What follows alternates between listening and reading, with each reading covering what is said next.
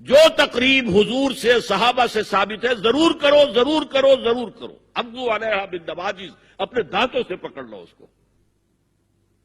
اور جو تقریب ثابت نہیں حضور سے اور صحابہ سے، یقیناً یہ کہیں باہر سے آئی ہے.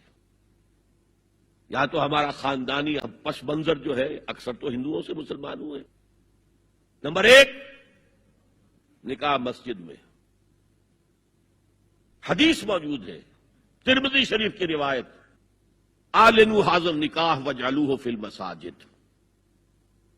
نکاح کا اعلان عام کیا کرو، مسجدوں میں منعقد کیا کرو. میں حیران ہوتا ہوں کیوں نہیں علماء کرام نے اس کی طرف توجہ دلائی.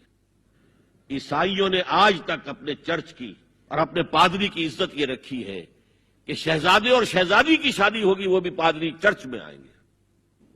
نمبر 2، نکاح کے موقع پر کوئی دعوت طعام نہیں، کوئی ثابت نہیں. دعوت طعام صرف ایک ہے، وہ ولیمہ ہے. اور اس قدر معقول بات ہے، سب باپ اپنے سینوں پر ہاتھ رکھ کر سوچیں اور میری بات سنیں. کیا بیٹی کو گھر سے رخصت کرنے کا وقت جو ہے وہ خوشی کا وقت ہوتا ہے؟ خوشی نہیں ہے وہاں، صرف یہ ہوتا ہے اے سائی آف ریلیف کہ ایک ذمہ داری کا بوجھ تھا، اللہ نے آج پورا کرا دیا، اتروا دیا بوجھ. تو ان سے مرغ پلاؤ کھانا اور متنجن کھانا کوئی معقول بات نہیں ہے. معقول بات کیا ہے؟ لڑکا، اس کا گھر آباد ہوا ہے، وہ ولیمہ کرے. اس پر باقاعدہ احادیث اولبوا ولو بشاۃ، ولیمہ ضرور کرو چاہے ایک ہی بکری ہو تمہارے پاس. ذبح کرو، کاٹو، کھلاؤ گوشت اپنے دوستوں کو، احباب کو. یہاں تک کہا کہ بئس الطعام طعام الولیمہ، برا کھانا ہے ولیمے کا کہ اس میں غریبوں کو نہیں بلایا جاتا.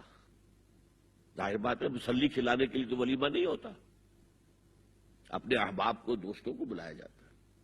پھر بھی میں تم سے کہتا ہوں کہ جسے ولیمے کے لیے بلایا جائے وہ اگر نہیں جائے گا تو اللہ اور اس کے رسول کے حکم کی نافرمانی کرے. تو جس رسول نے اتنی تفصیل سے حکم دیا ہو ایک دعوت کا، وہ دوسری دعوت میں بھی خیر ہوتا میں بیان کرتا. جب نکاح مسجد میں اور کوئی دعوت طعام نہیں تو بارات کا تصور خلاص. بارات کس بلا کا نام ہے؟ قرآن میں تو کوئی ذکر ہی نہیں، عربی میں یہ لفظ ہی نہیں. اجتماع طرفین مسجد میں ہوا، نکاح ہوا. لڑکی کو، حضرت فاطمہ کو رضی اللہ تعالی عنہا، کچھ خواتین جا کر چھوڑ آئی تھی اس حجرے میں جو ایک انصاری صحابی نے حضرت علی کو دیا تھا. ان کا تو کوئی گھر بھی نہیں تھا. کوئی حضرت علی آئے ہوں اور آ کر وداع کرا کے لے کے گئے ہوں. چوتھی چیز، جہیز کا کوئی تصور اسلام میں نہیں. خالص ہندوانہ رسم، خالص ہندوانہ رسم، خالص ہندوانہ رسم. ہندوؤں میں کیوں ہے؟ وہ اس لیے ہے، معقول بات ہے کہ لڑکی کا وراثت میں کوئی حصہ ہی نہیں. وہ تو جب گھر سے نکل رہی ہے وہ دے دلا کے رخصت کر دو. دان دہیج یہ خیرات ہے، لڑکی کا حق کوئی نہیں ہے گھر پر. اسلام میں تو لڑکی وارث ہے. والد فوت ہوں گے، وراثت تقسیم ہوگی. والدہ فوت ہوگی، کوئی ان کی ہے ملکیت، وہ تقسیم ہوگی. شادی کے موقع پر کوئی جہیز اسلام میں نہیں، قطعاً نہیں. غلطی سے حضرت فاطمہ کے جہیز کو جہیز کہہ دیا گیا. وہ جہیز کیا تھا؟ ایک پیسہ بھی حضور کے اپنی جیب سے نہیں تھا. اس شادی میں خاص بات کیا تھی کہ دولہا کے ولی بھی حضور ہی ہے. اور کون ہے؟ علی کا کون تھا مدینے میں؟ اور دلہن کے والد بھی حضور ہیں. اب حضور پوچھتے ہیں حضرت علی سے، تمہارے پاس مہر دینے کے لیے کچھ ہے؟ عرض کیا میرے پاس تو کچھ نہیں. وہ فقراء صحابہ میں سے تھے. فرمایا مہر تو دینا ہے. تمہارے پاس ایک زرہ ہوتی تھی؟ جی ہاں زرہ تو ہے. انہوں نے یہ سمجھا زرہ تو جہاد کے لیے ہے، کوئی وہ دولت تو نہیں ہے. فرمایا جاؤ اسے بیچو یا گروی رکھ کے قرض لے کر آؤ.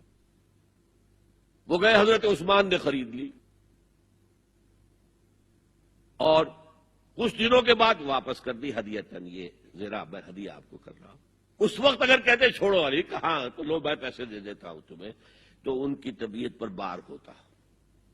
اس پیسے سے حضور نے کچھ پیسے گھر بھیجے اندر، دلہن کو ذرا تیار کر دو اور کچھ پیسوں سے وہ ایک گدا جس میں کھجور کی کھال بھری ہوئی تھی اور 2 تکیے جس میں کھجور کی کھال بھری ہوئی تھی، ایک مشکیزہ کنویں سے پانی تو لانا ہی ہے نا، ایک چکی جو ہو یا گیہوں ہو پیسنا تو ہے نا، کوئی 1-2 برتن اور اللہ اللہ خیر صلی اللہ، یہ تھا جسے جہیز کہتے ہیں، جس میں ایک پیسہ بھی حضور کا شامل نہیں ہے۔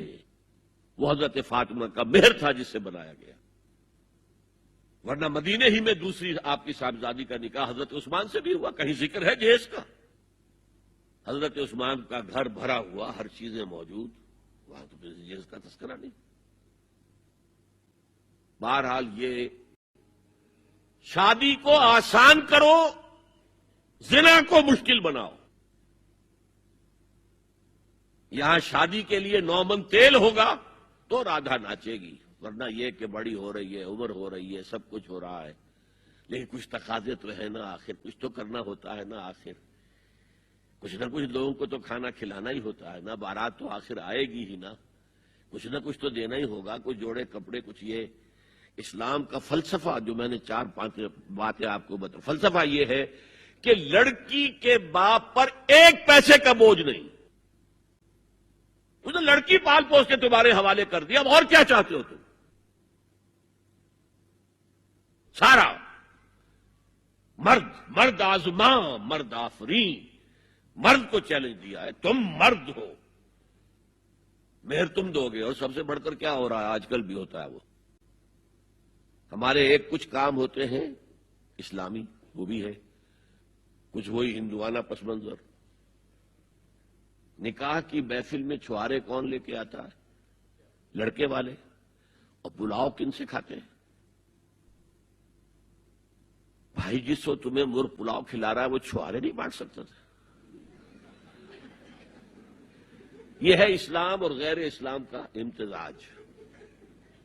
چھوارے لڑکے والے لے کر آئیں گے اور پھر دعوت اڑائیں گے لڑکی والوں کی طرف سے۔